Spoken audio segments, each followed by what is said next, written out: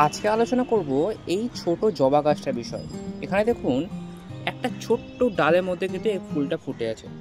আমাকে যদি এই ডালটা থেকে অনেকগুলো ব্রাঞ্চ বের করতে হয়, সেক্ষেত্রে কি করতে হবে আজকে এটা বিষয়ে আলোচনা। এখানে দেখুন জাস্ট এই ফুলটা ফুটে আছে, এরপর কিন্তু আর কোনো রকম কোনো কড়ি কিন্তু নয় এই গাছটাতে। আর এখান থেকে একটা ব্রাঞ্চ বের হয়ে আছে। আমি কি করব, জাস্ট কিছুই না, এখান থেকে ডালটাকে কেটে দেবো। হ্যাঁ, ঠিক এটাই করব। কেন করব? কারণ প্রথমে আমি যদি এই ডালটাকে না কাটি তাহলে পরে কি হবে, এই গাছটার গ্রোথই হবে না, গ্রোথটা এখানে থেমে যাবে। এবার এ কী ভাববে, এ ভাববে যে আমি একে মেরে ফেলছি, মানে একে কাটতে কাটতে একে মেরে ফেলছি। এবার কি করবে, এই যে এখান থেকে এ কিন্তু নতুন একটা ব্রাঞ্চ বের করবে।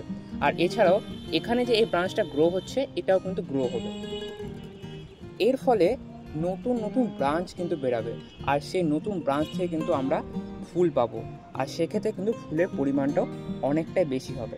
এই জন্যই কিন্তু কাটাটা।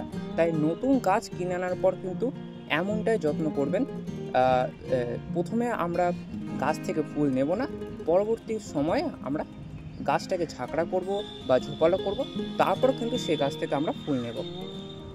আজকে ভিডিওটা এ পর্যন্তই। ধন্যবাদ। আপনার দিনটি ভালো হোক।